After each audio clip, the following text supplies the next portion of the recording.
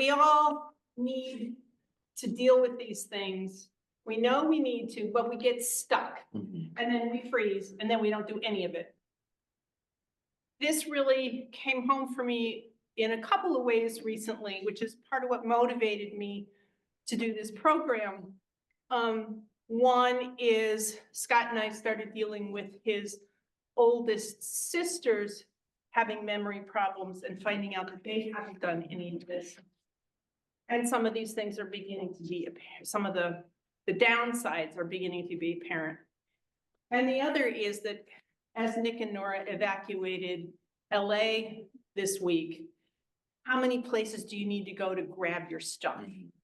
So it made me think how much more important it is to make sure that everything is in one place in a file you can grab, or because we're moving into the digital age, it's all in a digital file, which is in the cloud, so you can access it.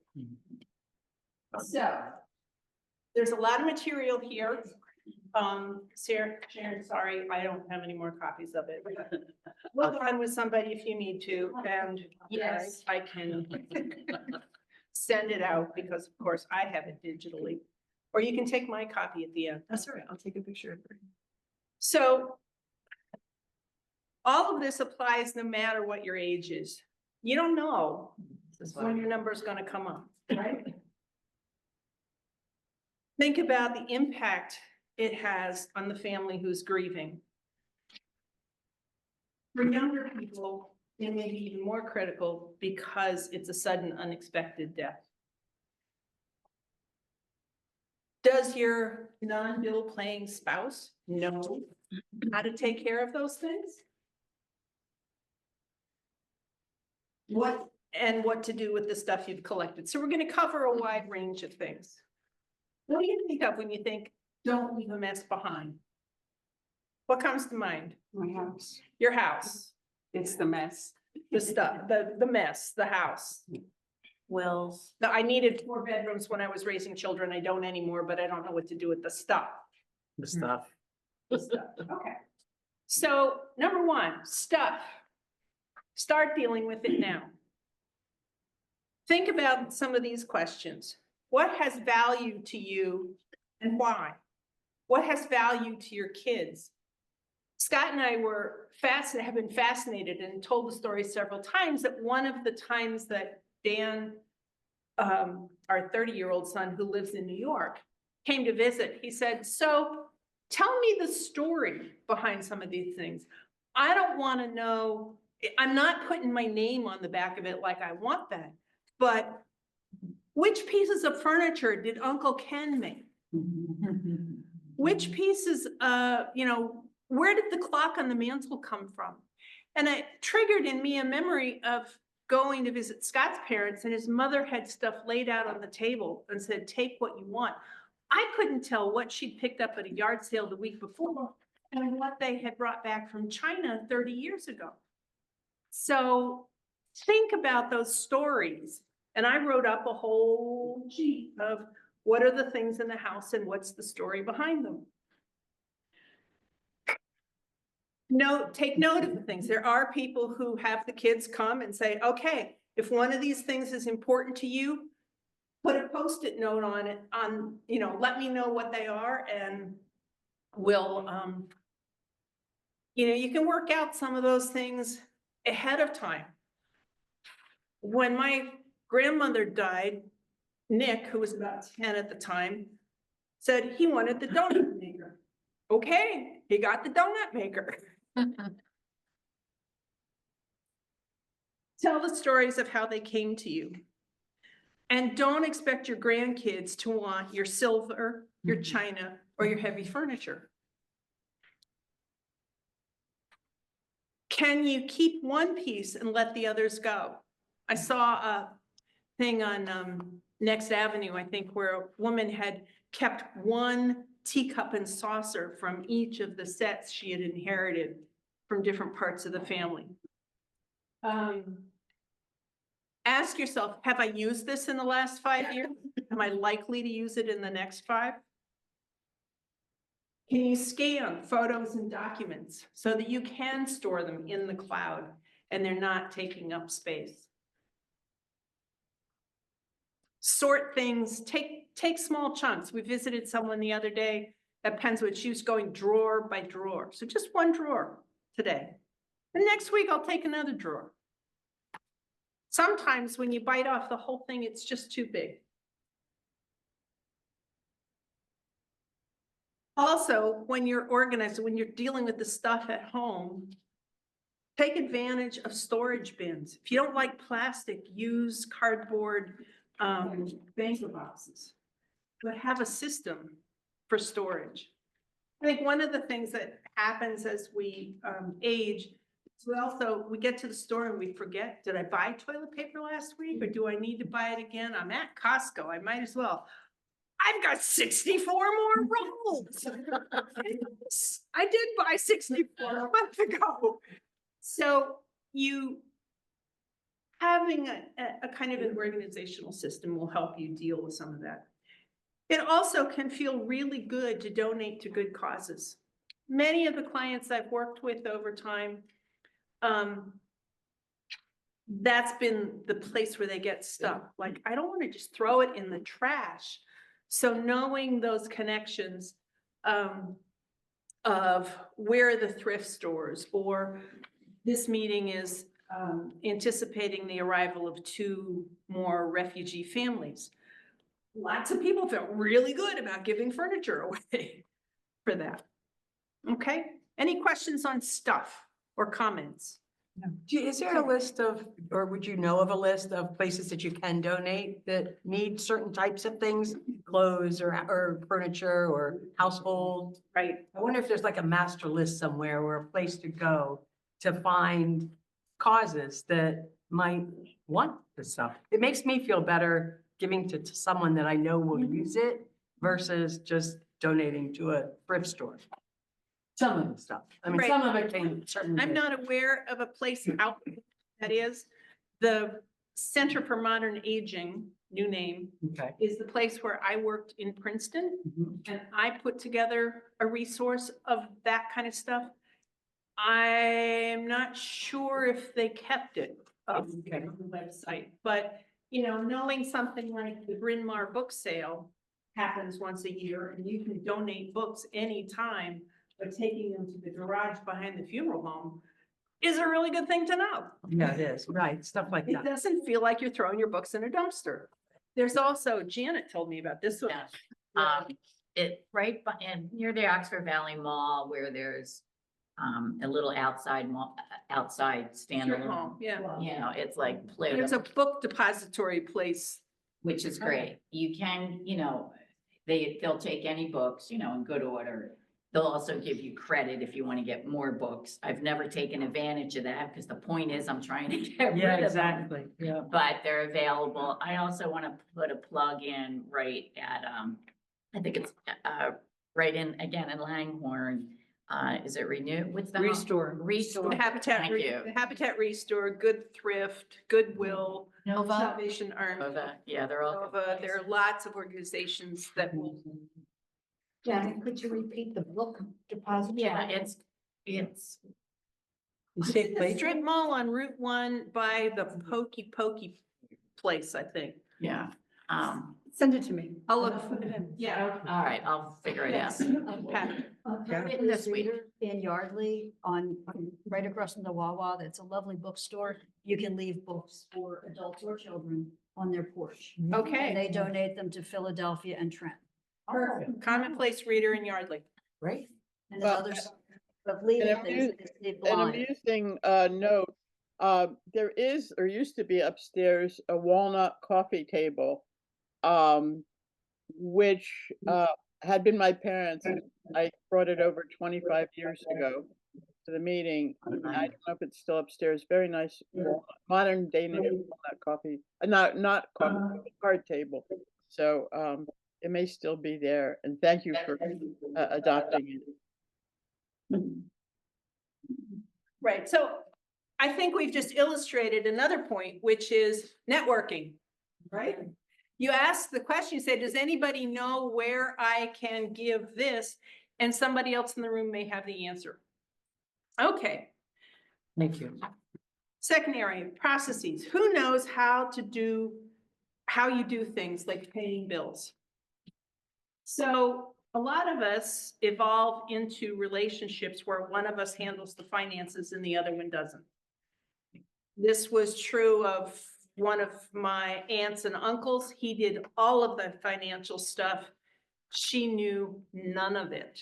When he died suddenly, off went my dad to help her figure it all out. But I think that can tend to happen, or as memory loss becomes more evident, it becomes more critical that both people in a relationship or someone else besides you, it might be one of your kids instead of your spouse, knows how you do those things.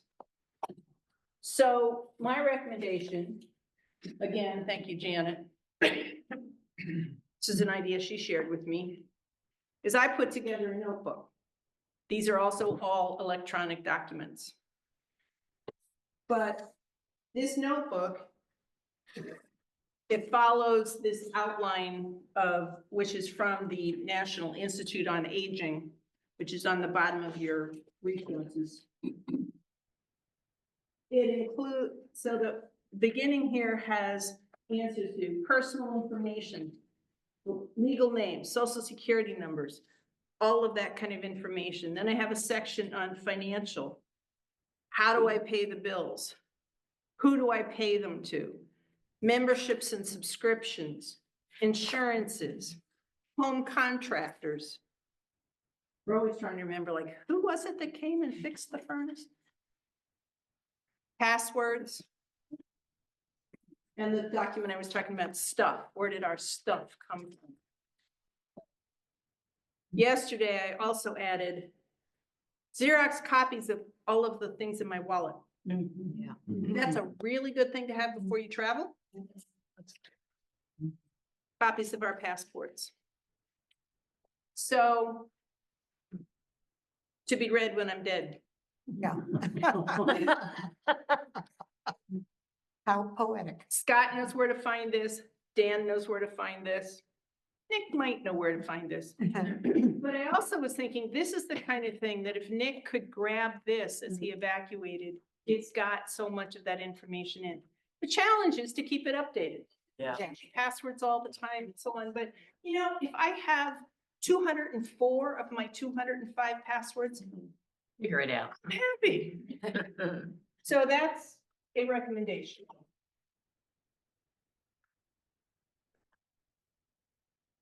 Can I add to that? People to contact when you're dead. And that's down here.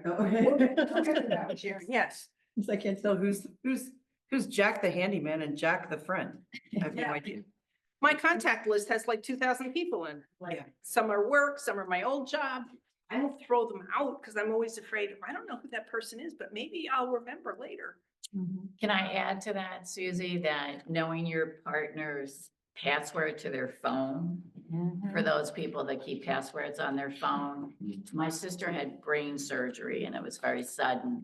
And if it wasn't for the fact that her phone wasn't locked, I was able to reach out, and I'll tell you what, you want to know who's important in somebody's life? Look at their text messages.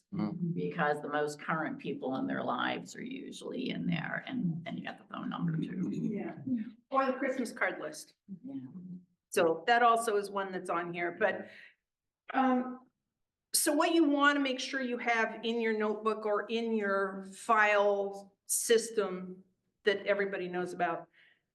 Have your bank and investment, insurance, service provider, contacts and account numbers, the home deed, the car titles, the mortgage and loan information, Social Security, Medicare, health, supplemental insurance and income, all of those kinds of things, so that somebody else could follow up on them if you weren't able to do it.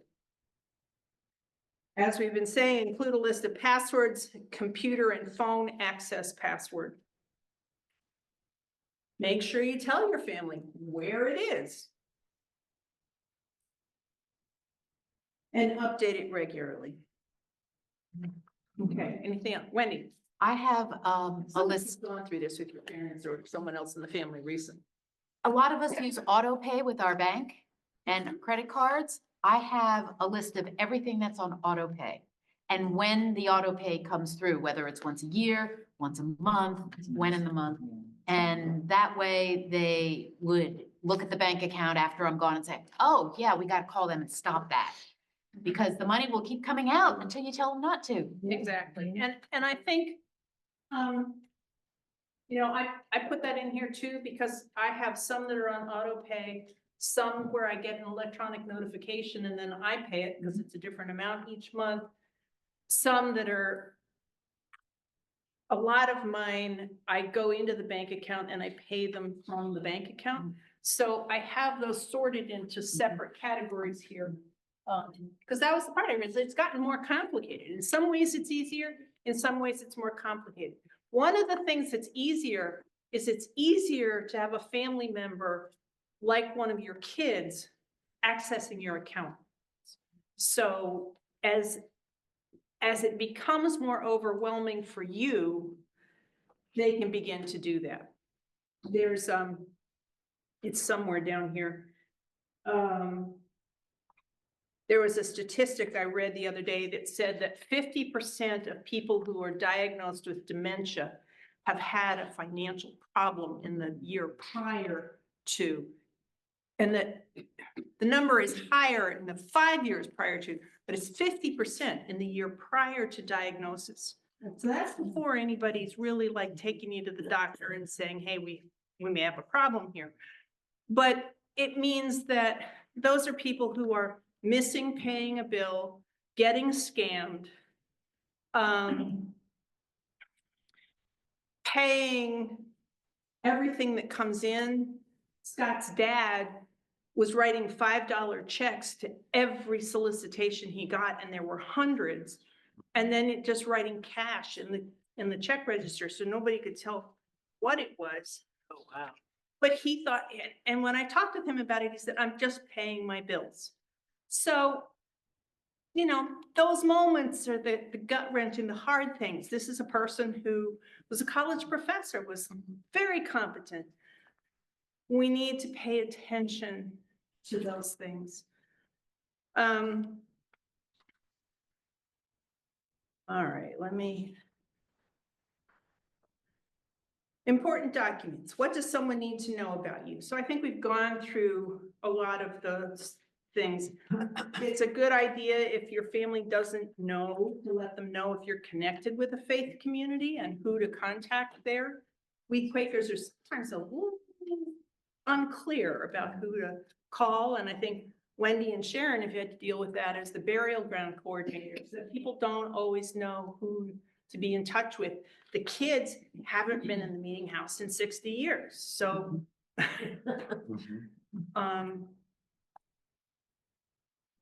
this says the last tax return. I suppose that's helpful as well. For me, I knew exactly, my dad had a pretty good system then.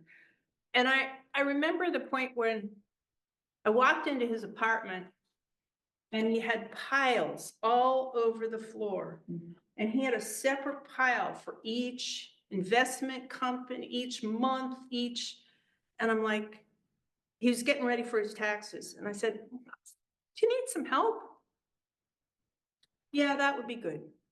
So I was able then to step in and start helping with managing all of that and getting ready for tax time and knowing where, and 90% of the stuff he had, we didn't really need, but he couldn't sort that anymore. My mom took care of the checkbook, and I would just say, keep all of the bills that come in this basket, and once a week I will come and we'll go through it together, and I would fill out the check and she would sign it. And she felt like she was still taking care of her job. So it's important also when we talk about these critical pieces of information, like your birth certificate, your marriage certificate, where are these things? I think most of us in this room come from a generation that probably has had a safe deposit box, or at least our parents did, but we have a safe deposit box where some of that stuff is. Other people now, and I know my kids, just have a lockbox. Hopefully it's fireproof, we'll see. But Since they are. it's important to know where those things are, so that if someone is looking for your critical documents, or if you are, you know which things are in which place. Who knows that location? Probably a good idea to tell more than one person. I can't emphasize enough sharing passwords with that person, because think about how much stuff is behind a password wall on our computers, on our phones. And I was stupid enough, my computers have different passwords on them, so my work one has one set, at home has another. I can probably simplify that. Sharon talked about this, the contact list. My mom had a file box with a file card for each of her friends for her Christmas cards, and she would write down carefully which year she got and some important notes about that person. I looked at that file box and I thought, 3/4 of these people are gone ahead of her. She lived in 93. So, like you're saying, you get the box and you go, oh gosh, who's Joe the contractor and who's Joe the next door neighbor? So thinking who would want to know, and who might your power of attorney use, your proxy. Keep in a secure, accessible place. So we're talking about the will and your power of attorney for finance, power of attorney for medical care, those kinds of things. If you've written them with a lawyer, the lawyer will keep a copy, an original copy, and you get it. So make sure that people know where those are. Disclaimer I'm going to throw in, I am not an attorney or a financial advisor. You may want to consult one on some of these things. The will and the medical directive you can do yourself, but an attorney will help make sure that all of the issues are covered. Susie, it might be worth mentioning, perhaps in Newtown meeting has some, but in Bolton meeting, we have Lisa Collins, who practiced with Sam Snipes and continues his practice and does estate planning for people. Yep, and I think there's somebody in Quaker Finalia who advertised, an attorney. Is she still? No, Not right now. but there's another, Ann Porter, who's right down the street here. She's a member of Wrightstown meeting. She does estate planning. So what are the important documents? First of all, we'll talk about the will. The will covers the disposition of your financial and physical assets. A lot of people think, well, I don't have much of anything, so I don't really need a will. No, you do. Even if it's only $100 bank account or a television set, if you don't have the will, then it goes to probate, and then the state gets to decide, and you're bogged down for months. Not a nice thing to do to your family. It names the executor. The executor is the person who will carry out your wishes. It may be a family member, a friend, or an attorney. It starts at the moment of your death. Okay, so the will, the executor starts upon death. 2, it names the beneficiaries for all your financial accounts. In Pennsylvania, if you have those beneficiaries and there's no other property, you don't need to go through probate. So think about all of your financial accounts and whether you can name beneficiaries. You can often name a primary beneficiary. So if something happens to me, Scott gets 100%. If something happens to him at the same time, the kids go 50-50. The thing I found interesting, because I went back and reviewed ours recently, And one of our financial institutions says that on a joint account, they will only name the other party. I said, well, what happens if we both get run over by a bus? They said, oh, that doesn't happen very often. I'm like, okay, but it does happen.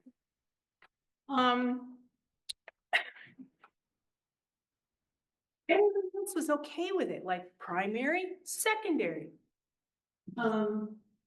Their solution is we split the account in half and half is his, and he has new account, he has one, I have one. I think that's crazy. But, I'm still dealing with that one. May I ask a question? Yeah. Do the banks that you've dealt with take a copy of your document as you have it? Or do they have another document that they ask people to sign as far as giving them copies of your power of attorney? That we get to power of attorney. Right now, I want to, the beneficiaries,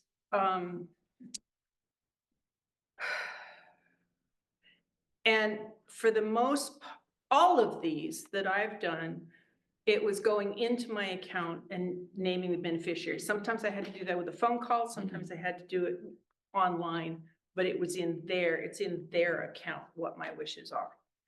Just to add to that, Susie, make sure, because you do need their documents, whether it's an insurance company or it's the bank.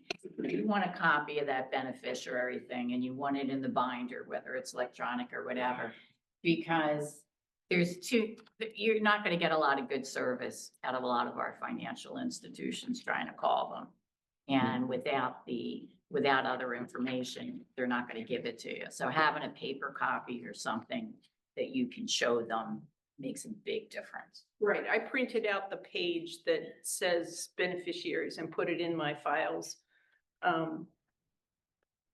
Just to have that backup, because I thought I had done that for all of my parents' stuff and there was a CD I hadn't, so. But I couldn't prove to the bank that I had already done it with them. I didn't have a copy. So,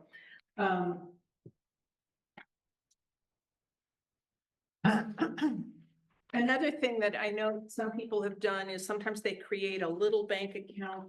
So with the bank, a person can't be the beneficiary and a signatory on the account. So sometimes what's suggested is you have a separate little account that would pay your bills for a month or two. So if your kid is the signatory that can sign checks for you, that gives them a little fund to work from. Oftentimes the kids can just say, it's okay, we can pay the bills and we'll get paid back from the estate when we settle it.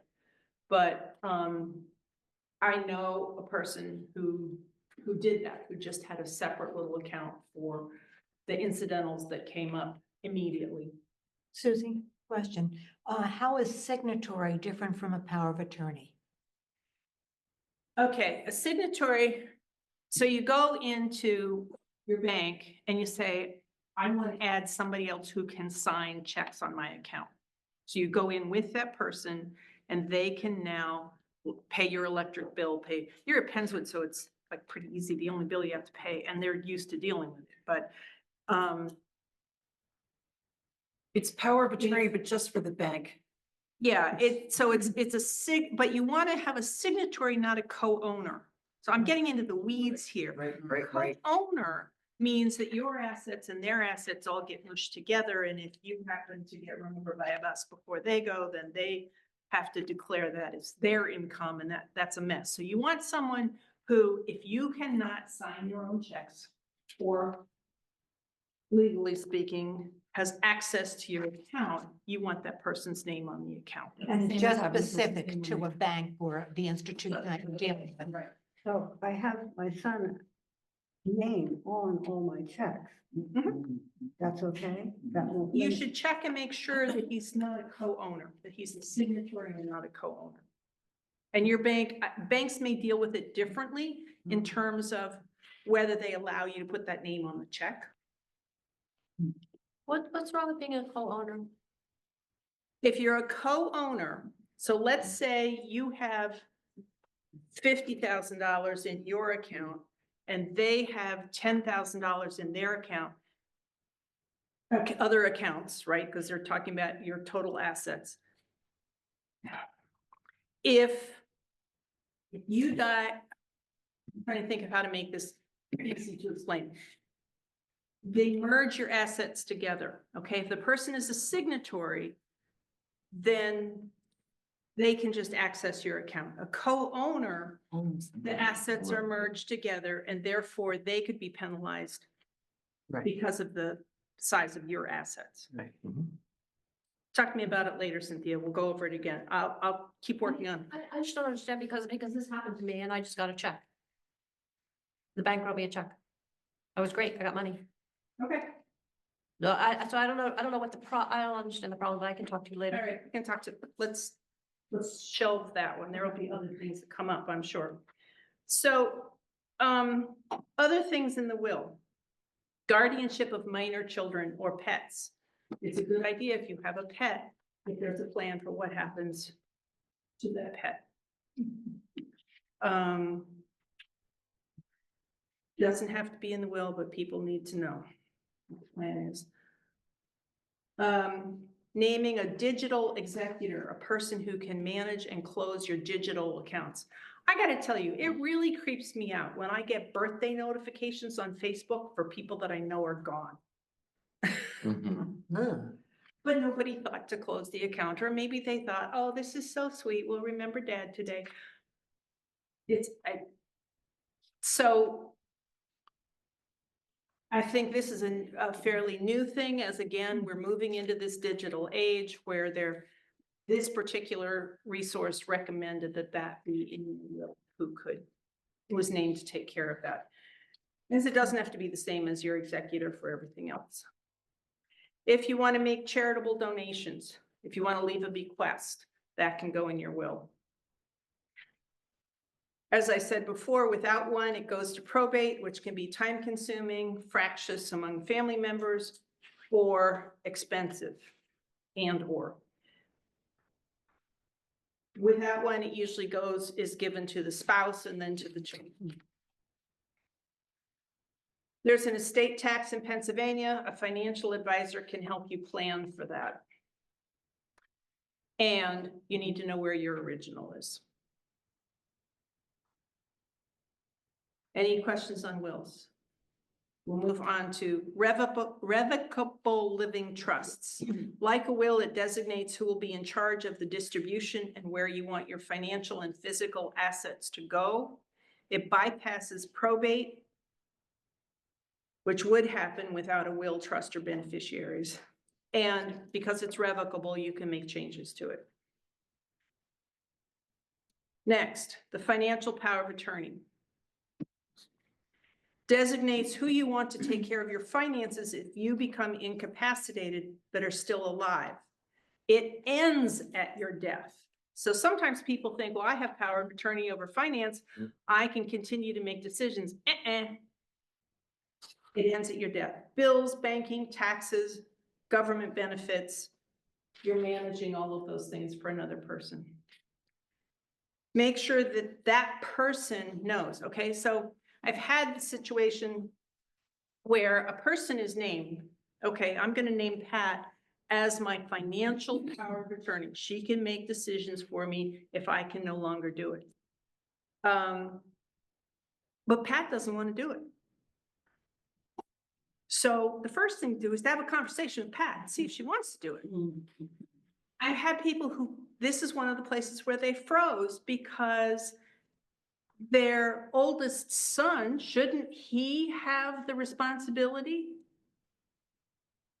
But he's in Samoa and doesn't have any idea of the day-to-day. So thinking about who is the best person to do this, who is it that, and this becomes especially important with the healthcare.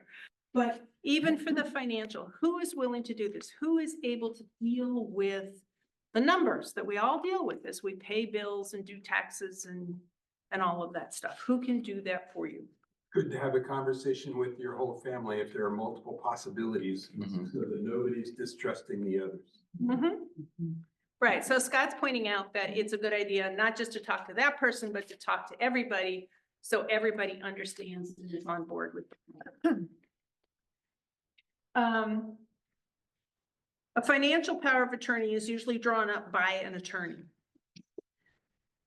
Now, this gets to what Janet was talking about before. Check with the financial institutions that they do not require their own form and update.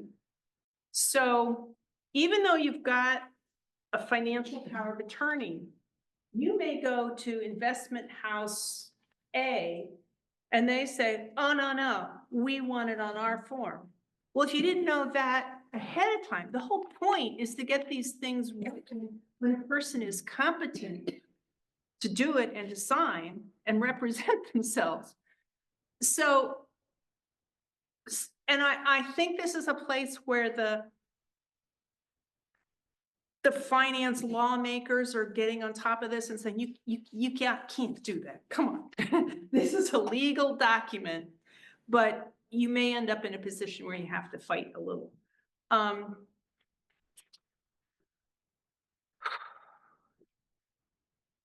I ran into one where they wanted their own document. And I said, well, I have it on your document. And they said, oh, but that's 5 years old. I'm like, well, the whole point is to get it signed when they can confidently sign it. They can't now. Well, I spent 2 hours coaching my dad through his name so he could sign it. Amy, let's go back to your question, because I think this is where it fits. And remind me, because I've been talking about a lot of different things. I think you just answered it, Okay. and that is, in my experience, some financial institutions say that they want it on their form, and some it's okay to give them a copy of your form. And I was just going to add to that. Do you know in your dealings in Pennsylvania if they require it to be notarized? So I have a simple estate. I have a POA. I have Right. I'm giving it to my bank. I do not believe No, you do. okay. I know for the 5 wishes, they do not require. I asked my bank and they said they didn't know either, so. Yeah. Oh, gee. Yeah, so. It wasn't the notarization that I ran into as a problem. It was Yes. length of time. And again, being able to find the documents. So,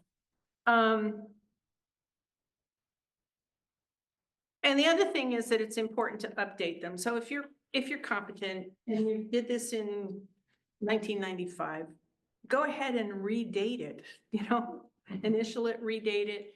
I am going to say this later, but I'll say it again now. If things change in your life, that's the time to look at your documents again. So some people, a lot of you have friends who live at Pennswood or live at Pennswood. You have friends that moved there, but they moved from Connecticut, or they moved from New York State, or they moved from Florida. There are different laws in different states. So that's a really good time to make sure that what you have works in that state. And I would just check with an estate attorney and say, would you look at my documents and see? It was a wake-up call for me to realize that when my parents moved into Pennswood, I couldn't have them be the guardians for my kid anymore, because he was still, the younger one was still a minor. And so I had to refigure who was lined up to be guardian. Right, and I talked about the financial problems of people with dementia. The first, in dementia, just broad stroke, I would say the first thing that you begin to be aware of when a person begins to have cognitive loss is names.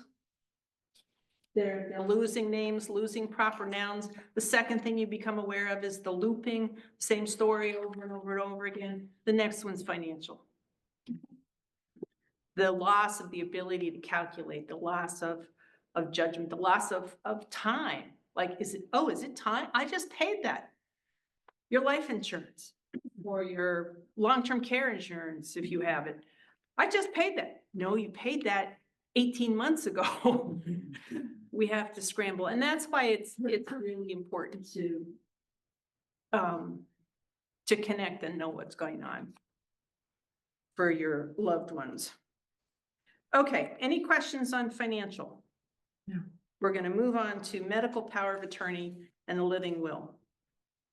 So this is the document that names the person to represent you for your healthcare decisions if you become incapacitated. So as long as you have the capacity to participate in the decisions, you should be included in making those decisions.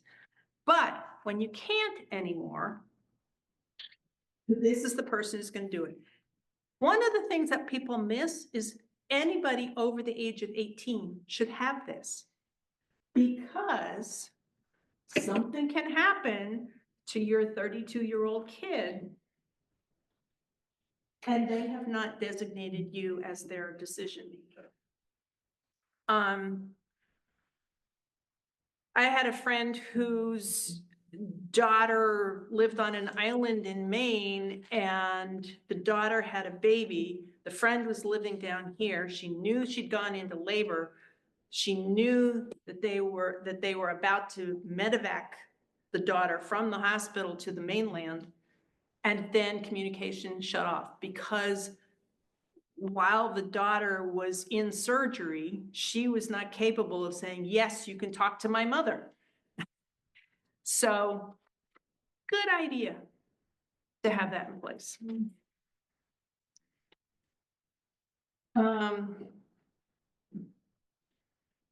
That brings up a question. If someone's going into the hospital, is there a procedure, let's say in this area, Bucks County, is there a procedure for giving the hospital your documents? Or again, does the hospital kind of ask you when you're there and you use their? Yeah. Years ago, years ago, St. Mary's actually would give you a form way back when. My Nobody. experience is that they're going down the electronic health record and they say, do you have a living will? And you say yes, and that's the end of it. I had a client who sued the hospital or was ready to sue the hospital because he said yes. They made the assumption that he said, don't do everything possible, but he had checked the box that said, yes, do everything possible.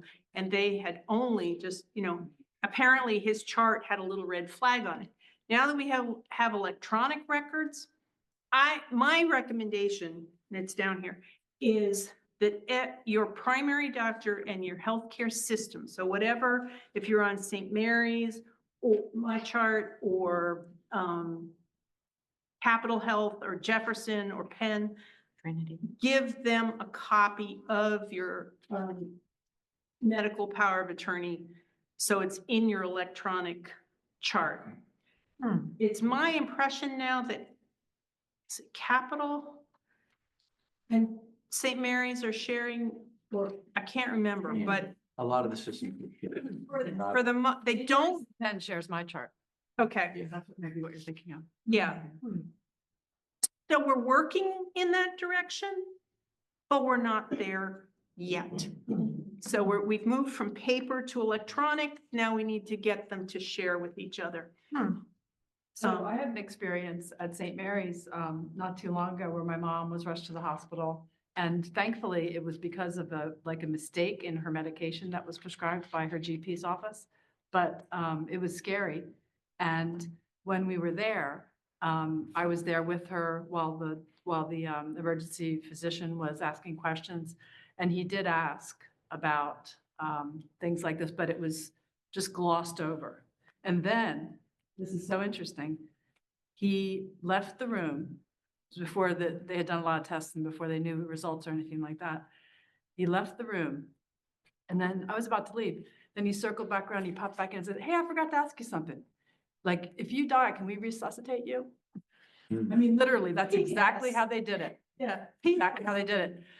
And I thought to myself, the worldly part of myself said, they may be trained to do it that way. Because she said, if she says yes, then they have the alert patients, consent. They've already signed to be there, that they can do whatever they feel necessary. And they were talking to a person who's 89 years old, you know?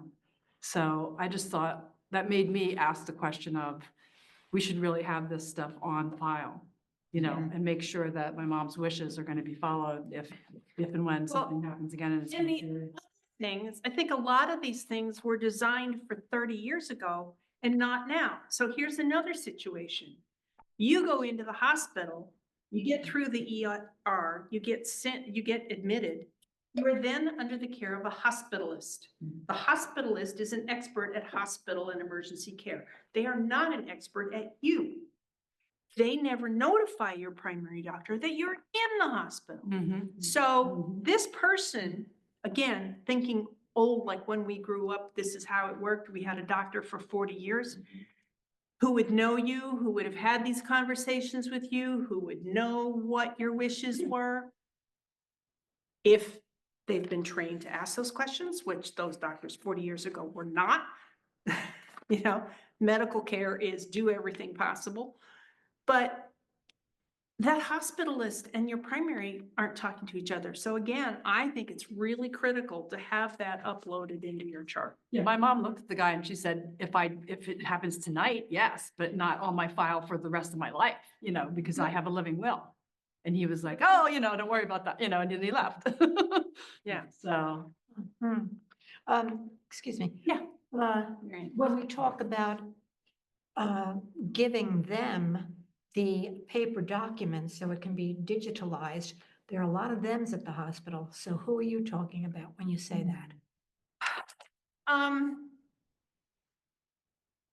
Do you do it if you're admitted? Do you do it if you're up there for tests?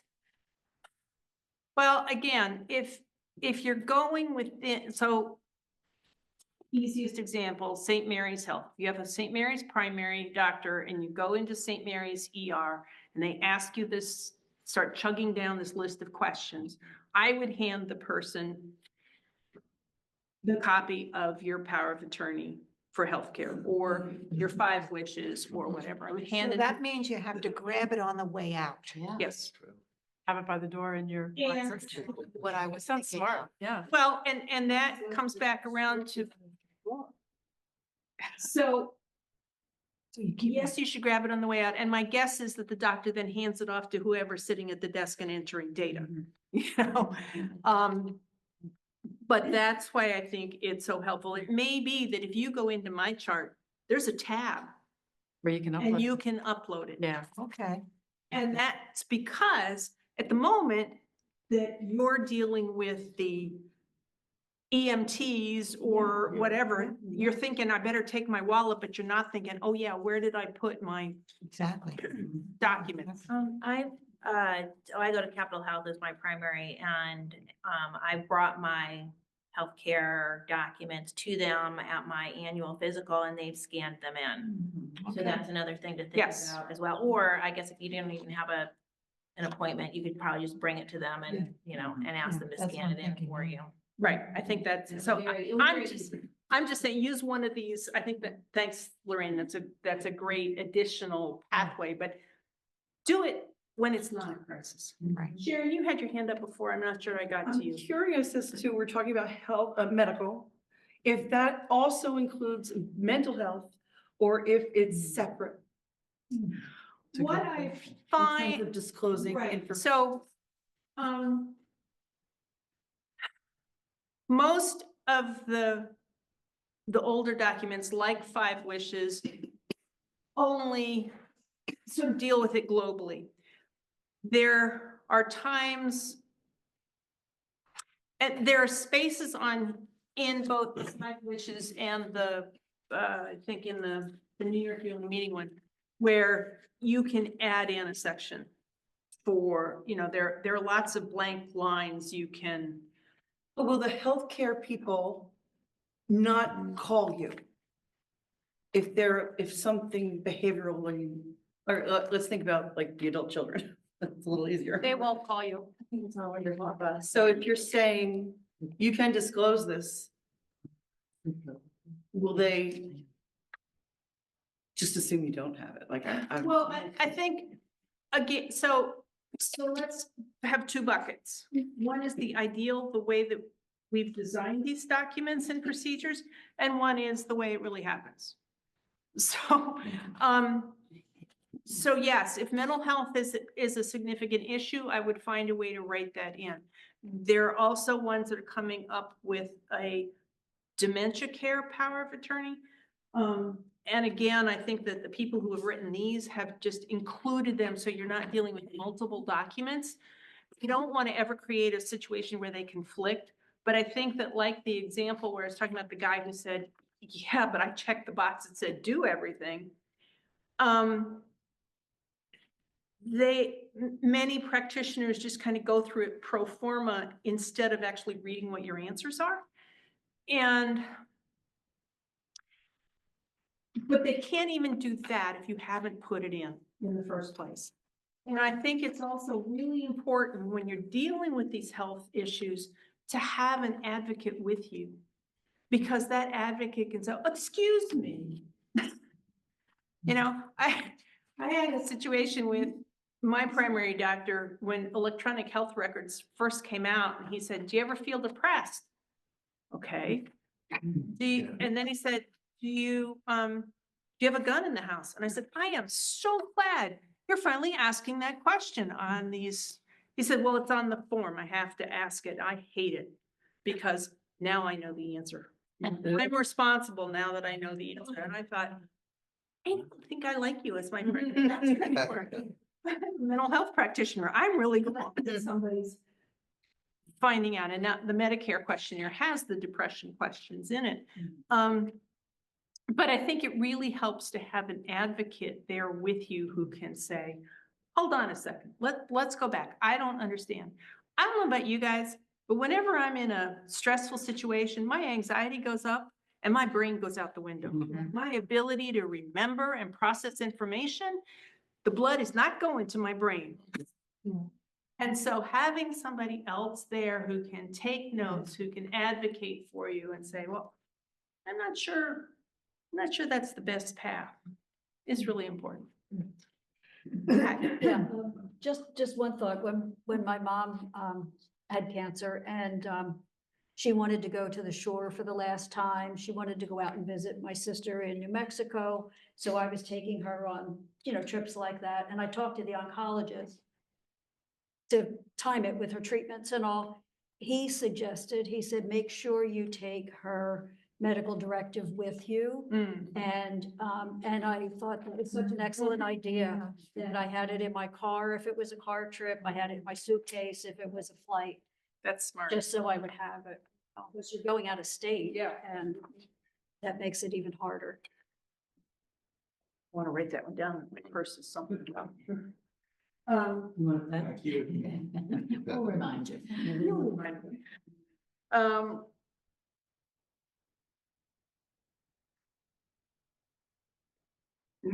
So, and I would say nowadays, because I also think that healthcare is so fractured. You've got a cardiologist, you've got a pulmonologist, you've got a hematologist, you've got an oncologist. And it's great if they're all in the same system, but it really means having several conversations with several people. And I would focus on the one that you spend the most time with. If you have an oncologist and you're going in for treatment a lot, that's the person you really need to check with and make sure that they understand what you want.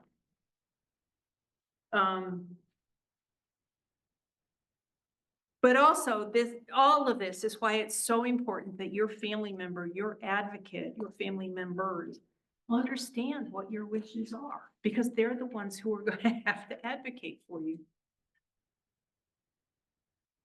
I also recommend understanding what palliative and hospice care are. There's a newer field out there now of death doulas. And like birth doulas, they are companions through the dying process. One of the doctors I worked with in Princeton was the originator of a system of care that makes a lot of sense to me. It's called goals of care. You want to know, what's my diagnosis? What's the prognosis? Like, where is this likely to go? What are my options? And then what's my plan? And he talked about how if he knew that, he could share the diagnosis with the patient, he could talk about what the options were. He could talk about what's the likelihood that you're gonna, whatever you're concerned about. But then also he says, what's important to you? If your goal is to get to your grandson's bar mitzvah, I'm gonna say to you, is that next year or is that 10 years from now? Let's look at it. If it's to finish your book, we're gonna talk about whether it's all in your head or whether it's on the way to the editor. But once I know what your most important goal is, I will then focus my care on getting you to that goal. To me, that made so much sense. Instead of just do everything, don't do anything. Let's talk about our goals. All right. Moving on. I know this is a lot. So we're talking about healthcare directives. The first part of this is, who is your proxy? Who is the person that's going to make these decisions for you? The second part is the kind of medical treatment you want or don't want. It includes questions like how comfortable you want to be. And that means like, how important is pain management? To be honest, managing pain with morphine makes a lot of sense in the last stage of life, because comfort care is more important than addiction for most people. How you want people to treat you, what I want my loved ones to know. It builds a framework for your conversation with those loved ones. And I have samples of 3 of them here. One is the 5 wishes, and this is the one I've done workshops on the most. I think it's one of the most highly recognized. So if you're not just going to sit down and do this with your attorney, the 5 wishes is very clear and is recognized in 42 states, including Pennsylvania. So you write down here who you choose your agent to be, your proxy, first choice, second choice. Please don't name 2 people equally, because then they have to agree on everything. Better to have tier 1, tier 2. And then it has a whole lot of things here. I understand, cross out anything you don't agree with. So it gives you some sample sentences like, interpret any instructions I have given in this form according to my healthcare agent's understanding of my wishes. If you don't agree with that, which doesn't make any sense to me, you cross it out. So, and then it gives you room to add things that are important to you.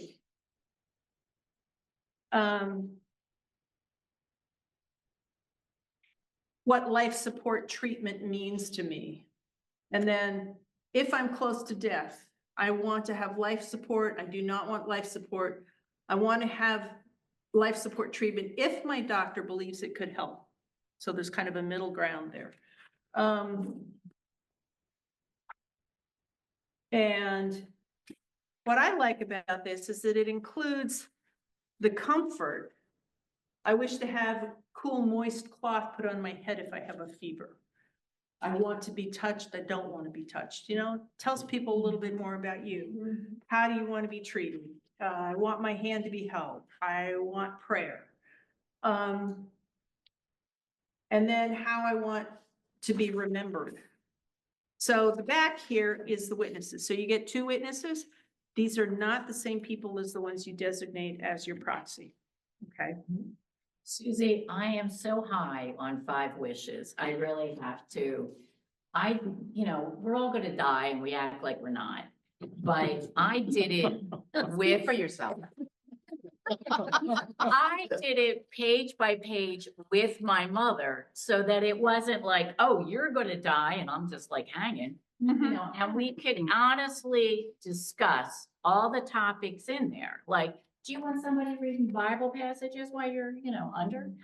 Or do you want poetry? I mean, you could honestly talk about that. What kind of music do you want for your service? And so it's both of us talking about it. And then when I went to go do it with Dave, I already have it filled out. I'm doing it with him. I'm not imposing anything. This is what I want. And so everything you're talking about, the transparency is so important with the people in your life. And I just want to say, filling out 5 wishes or something similar is about the best way that you can sit with somebody close to you and get through all that. And when she went to go, I knew what she wanted. Where can you get it? No. So, yes. One of the reasons I like it is that I think a lot of medical practitioners have seen it, so they know what it is. You hand them something else and they may go, well, what is this legally binding? Like, so where you can get it, I have a few of them here. Aging with Dignity is the website, and I think I put that in the resource page, but, you can just Google 5 wishes, it'll come up. I think they asked a $5 donation for it.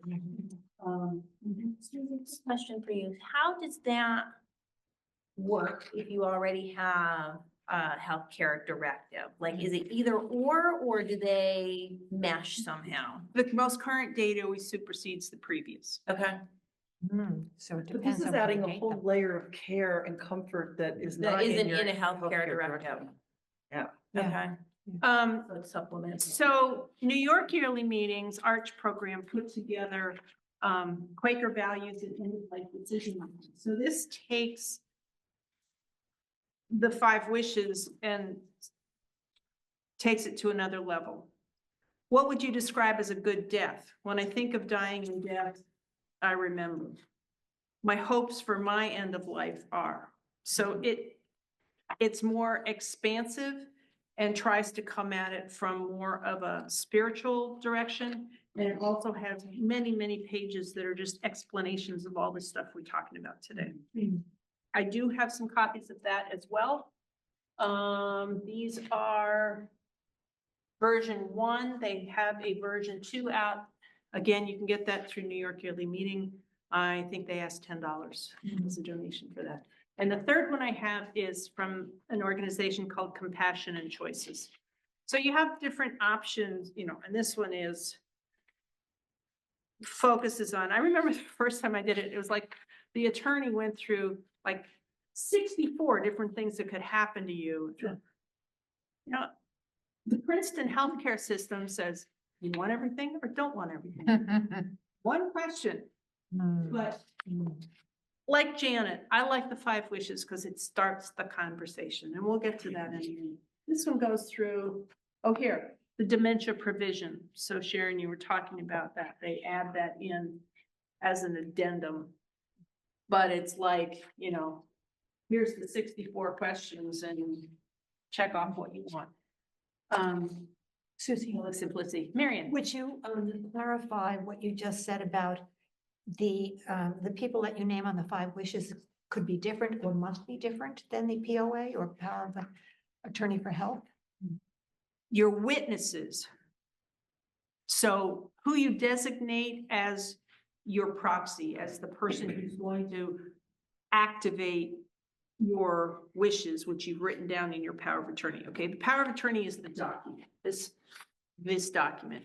The proxy is the person who's going to be your advocate. That the 5 wishes is also a power of attorney? For healthcare. I mean, For healthcare. Some people call it the power of attorney for healthcare. Because you're designating a person as the person to speak for you. That person cannot be the witness because that creates a conflict of interest. Okay. But the witness doesn't have to be like your closest relative. It can be your next door neighbor, Someone from your meeting. someone from your meeting. Does that help? Yeah, it's You still confusing. confused. Well, it's kind of self-serving if you have me, you list me as the person who can help make decisions, right? And I'm also the witness. So was that, That could be would that complicated. get complicated? In other words, did I set you up? you know, To do this. so that's why a third party. Did I arm twist you into saying, don't keep me alive when? Because you've got a lot of money. Stay alive, so that's good. So you have witness one and witness two. We used our next door neighbors or good friends. So you expect them to be there to implement some of the things oh, it's just witnessing it. Oh, okay. Just witnessing that this is in fact. I thought they had an active part then, No, the witness is simply witnessing that this is what this is your signature. if we had that right in front of us, we would have seen it. And you were asking, somebody was asking earlier about notarization. You need a notary for if you're in Missouri, North Carolina, South Carolina, West Virginia. So they don't trust your neighbor. Right? No, not us. Okay.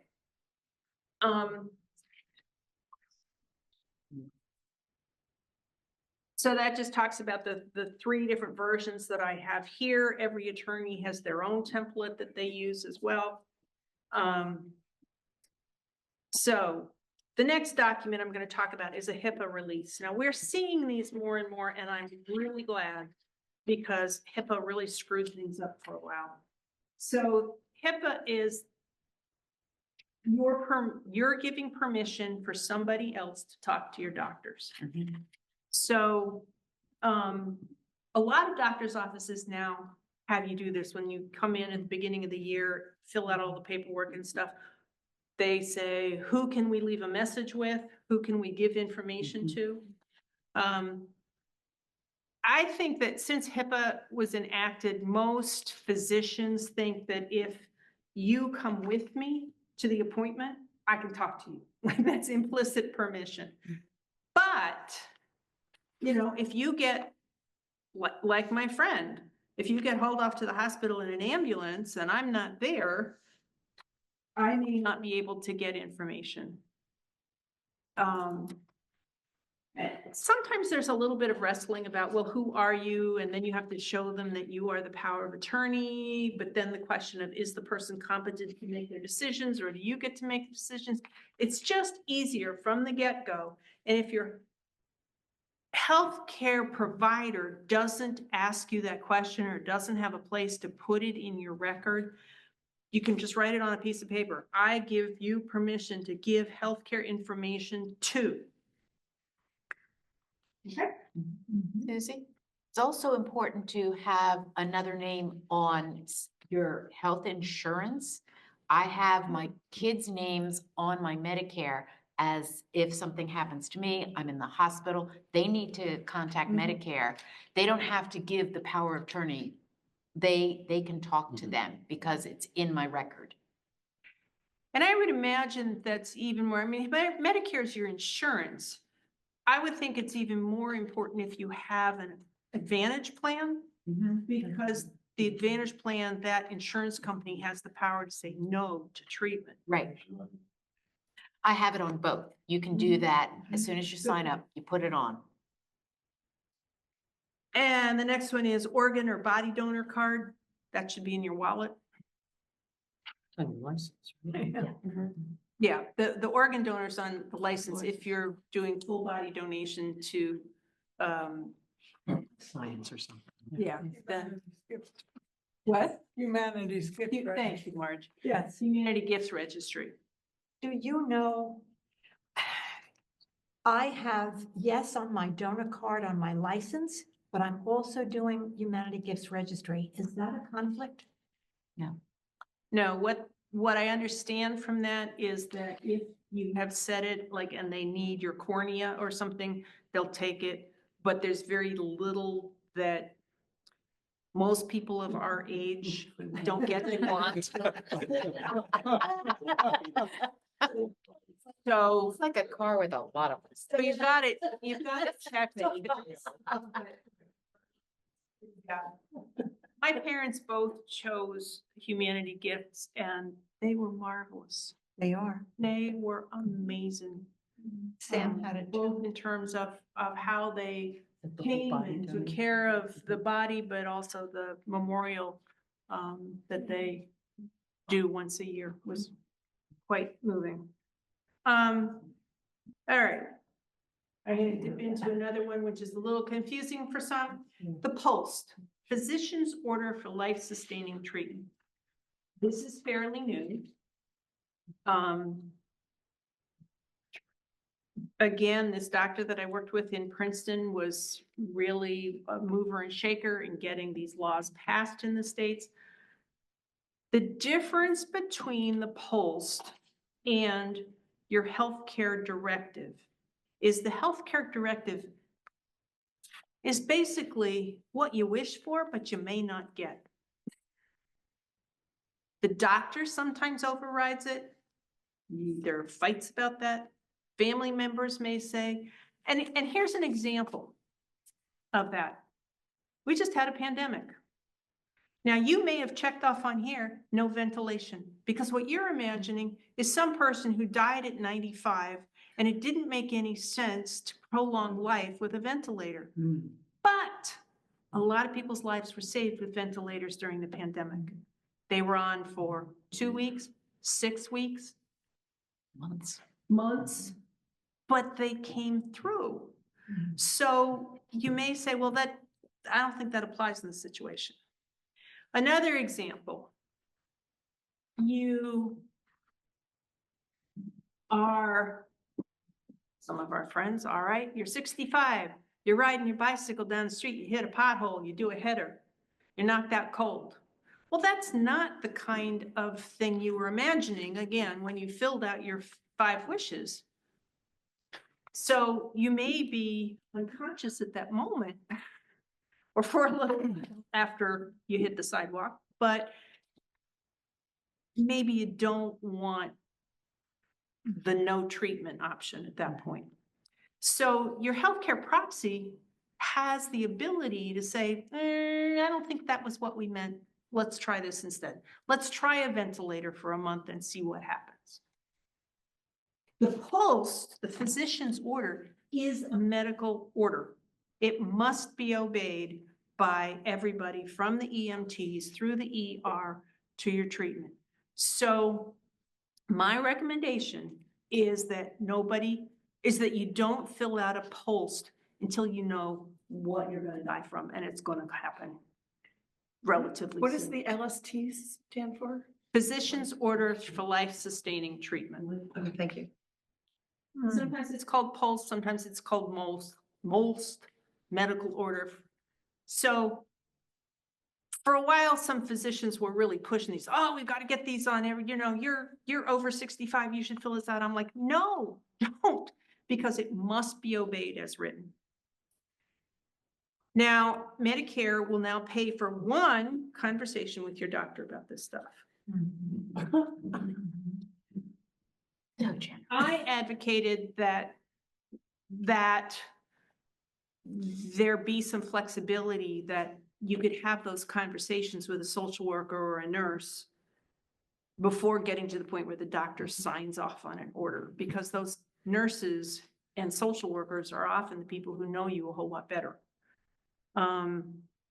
They're starting to open that up some. I think nurses and nurse practitioners are now allowed to do these, but it really is more of an end-of-life decision-making, and that often includes a DNR or DNH. DNR is do not resuscitate, do not hospitalize, DNH.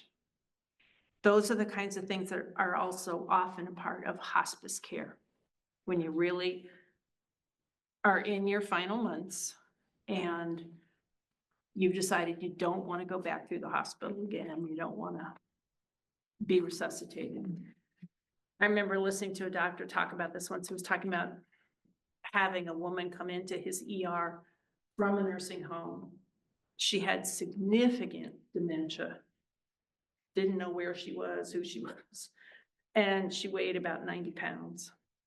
But her DNR said, resuscitate me. And he said, it broke my heart as I broke every one of her ribs. So you think of it, this is serious stuff. Wendy. With my mom, who was at Chandler Hall, she was on hospice, do not hospitalize. They had a protocol that if she fell out of her bed, They had to take her to the hospital. So sometimes it really doesn't matter if you have a DNH. The facility you're in has protocols they must follow. And it was a pain in the butt. And she died like 2 weeks later. Not from that. And I would think that that might be up for a discussion with the ethics board of that facility, or because I would think that the physician's order would hold.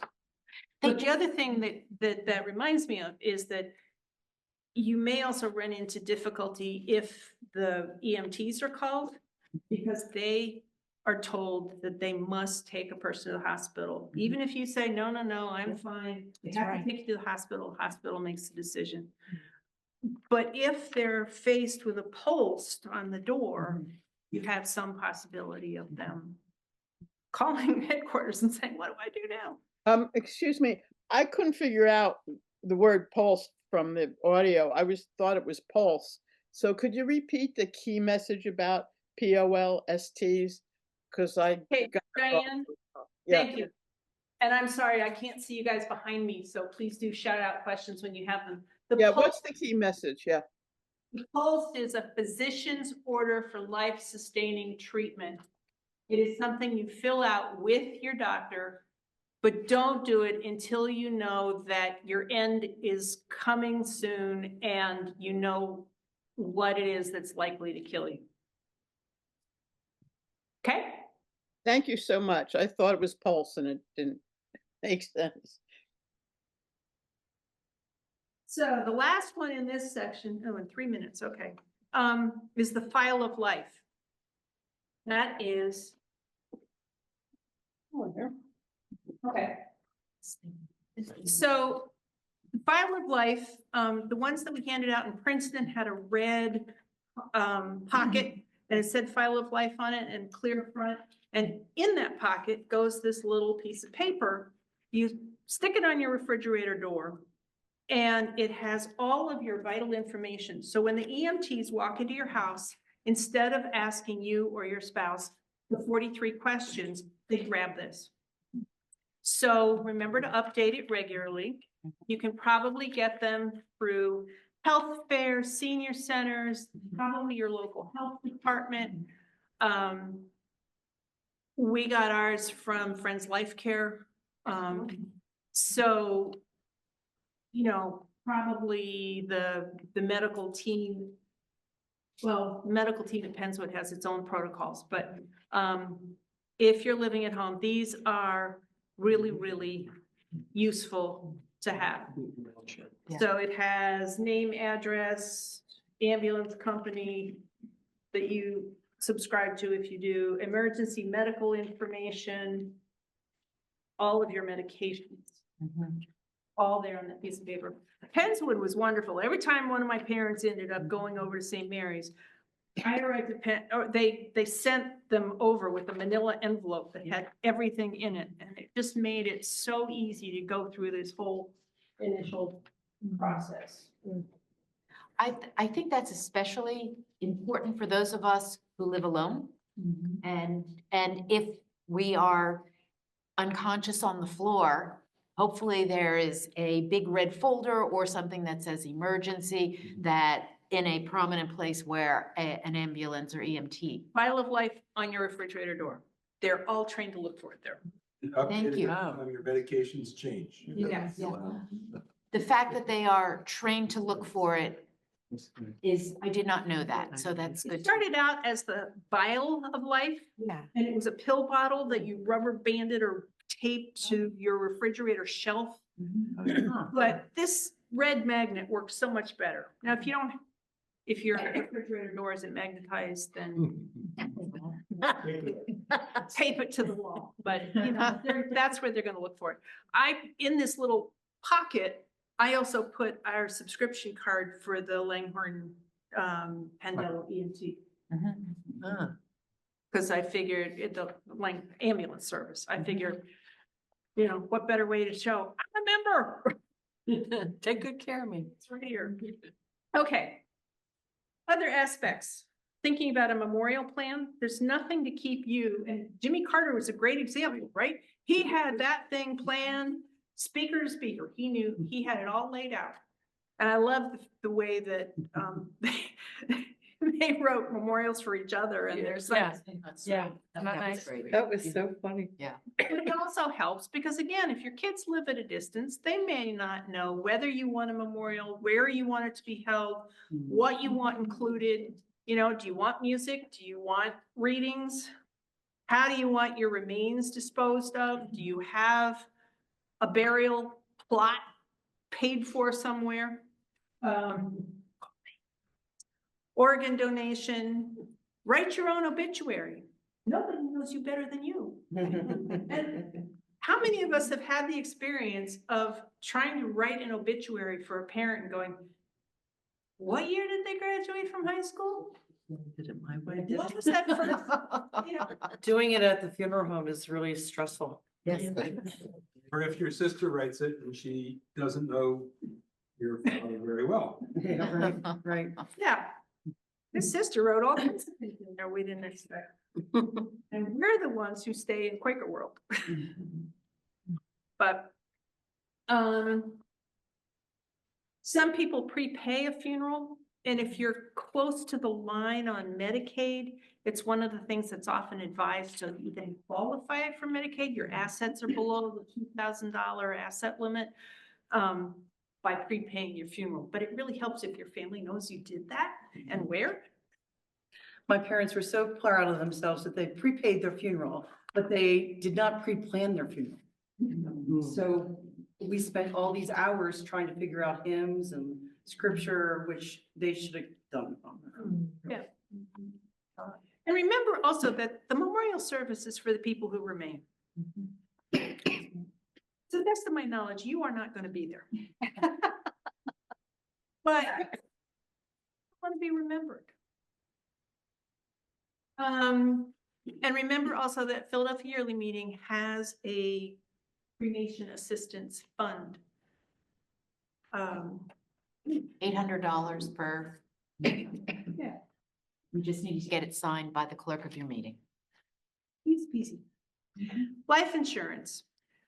You may, if you have term life insurance, you may decide you don't really need it. You can prepay, you can set aside the money that's going to be needed for your funeral expenses and use it in another way. So Scott and I made the decision a couple of years ago that we dropped our life insurance, but picked up Friends Life Care so that we have that care management and reduced cost going forward. What is Friends Life Care? Friends Life Care is licensed as continuing care at home. It is a Quaker founded organization that provides care coordination. So your care manager comes out and talks to you once a year or more often as needed and helps you find the services you need, which I think is really valuable because many of us do not live near our kids. Our kids have no idea if we're living at home. Now, Friends Life Care at Home is designed for people who are living in their own homes. They don't know where to find transportation or home delivered meals, or that's really time consuming work, believe me. So Friends Life Care will help set you up with those kinds of services. And it's a membership organization, so you pay a monthly membership. If anybody wants to know more about that, I can talk about that at another time, or we can have somebody come talk about it. Your legacy, what impact do you want to have? There is such a document as an ethical will, which talks about the values you want to pass along. So if there are certain things that are really important to you and you want that to be carried on by your children or your grandchildren, look it up. It's ethical will. Bequests, financial gifts to organizations. How do you want to be remembered? We talked about organ and body donation. Finishing business. I'm going to make you stay over for just a few minutes. Resolving conflicts or finishing a project, like the book, we were talking about writing a book. Thinking about the model, saying to your family and them saying to you, I love you, I'm sorry, please forgive me, and thank you. Now, one of my clients, one of the people I worked with, I went to visit. I knew he was on a hospice, went to visit him and his wife at home. And she got pulled away to a phone call and he was sort of laying there on the couch. I had this conversation and I knew that he didn't have a lot of time to go, but I said, Elliot, what unfinished business do you have? I'm thinking, why are you lingering? What have you not done that you wanted to do? And he said, I know exactly. I want my brother's World War II medals to go to the Smithsonian, and I want to see my adopted son one more time. That son was handicapped and living in New York State. I said, Elliot, I think we can do that. Wife got off the phone call. I went over to her and said, all right, we have to do this out. Your whole family's coming in this weekend, which is like 2 days away. Who's going to promise Grandpa that they're taking the medals to Washington? And who's going to do the Zoom call? They did both, and he died 2 days later. Unfinished business. Sometimes people hang on because something hasn't been taken care of. Somebody hasn't arrived yet. Yes, but he hasn't arrived yet. But being a witness to that was incredibly important to me. We've made reference many times to the conversation. This is the most critical piece. The conversation is how you talk with your family about all these things that you want. So we think about when to start the conversation. I had so many people say to me, well, you know, the Jewish holy days are coming up or Thanksgiving's coming up. I'm like, you don't want those to be the conversation time. But what I recommend is starting with the family member that's the easiest to talk to, and then have them help you talk to the others. Thank you. See, Marion. Who do you want to talk to? Have it be a conversation, explaining, answering questions, and have it be a series. You're not going to cover everything in one session. So bring it up again. Use those opportunities like Jimmy Carter just died. What do you think about his service? Anything there that you want us to know about or to as take homes? Use those opportunities. It's really important to give your preferences and not say, I'll be dead, do what you want, which is what my dad did to me. And it was, That's tough. yeah, that makes it tough. Then you have to think, okay, what do I think he probably wanted? Yeah. Right. So it really is important to think it through and then tell them what you want. Absolutely. And to press on that. It really helped me a lot. My dad said, if I don't recognize you or your mother, I don't want to stay. Well, that was a good guide for me. Yeah. You know, it helped me feel, and he said that so many times that I felt like I really did understand that as his wish. So you want to cover things like what do you envision for medical care, how you want to be remembered, the legacy you want to leave. Some ideas are to leave a letter or video to your children and grandchildren. And I think that we're going to see more movement of this for the healthcare directive, to do a video of yourself talking about what you want, because then nobody can dispute. If you have kids that disagree with each other, if you're saying, look, this is me and here's what I want, your kid can show that to the doctor and say, I think this is pretty evident. Have a list of what you want to say. Start with the easiest person. Assume it will take more than one conversation.